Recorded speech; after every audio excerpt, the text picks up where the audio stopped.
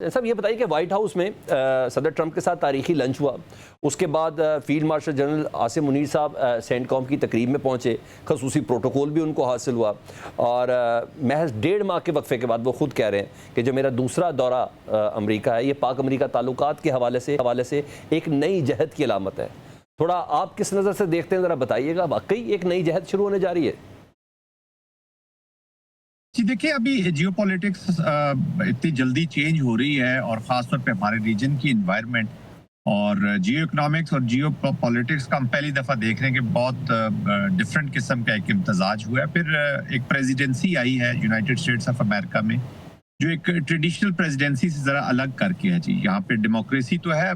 America की, लेकिन हम इस डेमोक्रेसी को एक नई फॉर्म में देख रहे हैं, जिसमें वन मैन शो कह लें आप इन सिंपल टर्म, या प्रेसिडेंट ट्रम्प जो है वो बहुत असर्टिव प्रेसिडेंट होके वहाँ पे बैठे हुए हैं। और उसके बाद फिर यहाँ पे आपने देखा होगा कि इंडियन पाकिस्तान कॉन्टेक्स्ट में जो पहलगाम का इंसिडेंट हुआ और बनियानुल मरसूस के बाद जो नया अमर्जिंग या कह लें या नया जो पाकिस्तान ने जन्म दी है, परफॉर्मिंग पाकिस्तान ने जो नेशनल विक्ट्री की है under the military leadership of field marshal Asim, तो उसके बाद ये मीनिंगफुल कंट्री हुआ जी। ये वही जेडी वैंस, आपको याद हो गया कि कॉन्फ्लिक्ट से एक दिन पहले कह रहे थे रात को कि जी we have nothing to do with this conflict, और फिर आप स्क्रैम्बल करते हैं और यू अंडरस्टैंड कि जब दो न्यूक्लियर कंट्रीज के बीच में कॉन्फ्लिक्ट होता है तो उसकी रिपरकशंस है, तो उसके साथ ये डील कर रहे हैं। अब फील्ड मार्शल आसिम का ये जो दौरा है जी, इसको पूरे पाकिस्तान का दौरा समझे, बिकॉज ये वॉर से का जो नोशन ऑफ विक्ट्री आर्मी ने लिखा, मिलिट्री ने, वो इतना जबरदस्त लिखा कि हमारी डिप्लोमेसी और पॉलिटिक्स इसको भी एक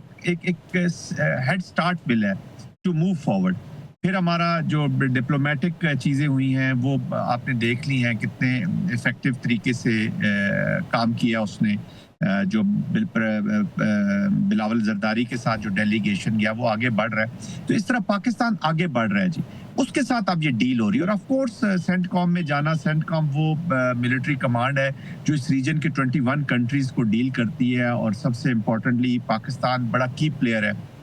फिर भारत का जो इंडो पैसिफिक में रोल था वो अंडरमाइन हुआ है, तो भारत, वो कहते हैं ना कि मैं हमेशा कहता हूँ कि उनके हवा में तो जहाज गिरे हैं, लेकिन जो नीचे जमीन के ऊपर उनका पूरा जो कंस्ट्रक्ट था एक नेट सिक्योरिटी प्रोवाइडर का या वॉच डॉग का, या एक उन्होंने अपना जो ह्यूब्रिस एटीट्यूड के साथ दुनिया को एक शरेड बताया था कि हम बिग पावर है, बिग इकोनॉमी है, सेकुलर है, आप हिंदुत्व हैं, आप छोटा मुल्क हैं इन ऑल डोमेन्स, तो वो रिड्यूस हुआ है। अमेरिका ने भी उसको ऑब्जर्व किया कीनली और अभी रीसेट कर रहा है, वो भी अपनी स्ट्रेटेजिक अलाइनमेंट, स्ट्रेटेजिक चीज़ों को ठीक कर रहा है। और फिर जो इम्पोर्टेंट एक और चीज़ मैं कहना चाहूँगा कि जो चाइना और अमेरिका के दरमियान हम एक नेचुरल स्टेबलाइजर का जो ब्रिज का रोल अदा कर सकते हैं, आई थिंक उससे भी अमेरिका जो है वो पूरा फायदा उठाना चाहेगा। अच्छा, तो उस कॉन्टेक्स्ट में इन दौरों का होना पाकिस्तान के लिए बहुत बड़ी कामयाबी है। अच्छा जनरल साहब, हमने देखा कि फील्ड मार्शल साहब के ना जो अल्फाज का चुनाव भी है ना, वो आम तौर पर फौजी जर्नल्स वाला नहीं है। अगर मैं जिस तरह सेंटकॉम का था उनका दौरा, तो उसी तरह पाकिस्तानी कम्युनिटी से भी उन्होंने खिताब किया ना, जिसमें उन्होंने पाक भारत कशीदगी को एड्रेस किया, दहशतगर्दी, सरमायाकारी, नौजवान, सोशल मीडिया, इन तमाम चीज़ों, और ओवरसीज़ के जो लोग हैं पाकिस्तानी, उनके किरदार पर भी उन्होंने बात की है। जो सिपह सलार ने जो पैगाम दिया,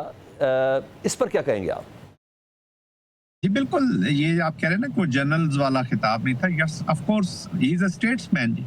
वो स्टेट्समैन का रोल अदा कर रहे हैं, that's why he is representing. जब मैंने आपको पहले भी देखा ना अपने सवाल के जवाब में कहा कि ये पाकिस्तान का दौरा है, इसको मिलिट्री यूनिफॉर्म का दौरा ना किए, ही वाज रिप्रेजेंटिंग पाकिस्तान और he has the approval of the prime minister, sitting government, बल्कि पूरी जो पॉलिटिक्स है पाकिस्तान की, जिसने एज अ नेशन ये वॉर लड़ी है और जीती है in all domains across all spectrums of the war, तो उसकी वो नुमाइंदगी कर रहे थे। तो दैट्स व्हाई वो पूरा जो एक होप होती है ना मिलिट्री के अंदर कौम की, और जो बेसिक पीस और वॉर का जो कंस्ट्रक्ट है जो बेस कर रहा होता है अवाम और अफवाज के मिलाप के ऊपर, उन तमाम अवामिल को उन्होंने एड्रेस किया है। और यही होती है जो डायस्पोरा है हमारा, वो हमसे ज़्यादा सेंसिटिव होते हैं टू बी वेरी। हम तो यहाँ बैठे हुए हैं, वो जो बाहर बैठे हुए हैं, they are more worried and more sensitive about Pakistan, तो they want to hear the positivity. और अच्छा, ये पॉजिटिविटी सिर्फ एक शरेड या एक, मैं ये नहीं कहूँगा कि उन्होंने बस एक तसल्ली देने के लिए बात कर ली, इनका जो भी चीज़ दिल में है वही ज़बान पे है और वही उनके अमल में है।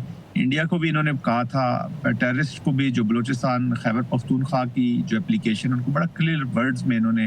मैसेज दिया था, अगर आपको याद होगा, जो पाकिस्तानियों से जो बाहर से आए हुए थे उनके साथ जो खिताब किया था, आपको एक फेमस खिताब याद होगा पाकिस्तान के बीच, बड़ा क्लियर इन्होंने मैसेज दिया था और उसका फिर प्रैक्टिकल मैनिफेस्टेशन भी की। तो I think as a statesman he was representing Pakistan और इसी ठीक। कॉन्टेक्स्ट में उन्होंने ये खिताब किया है।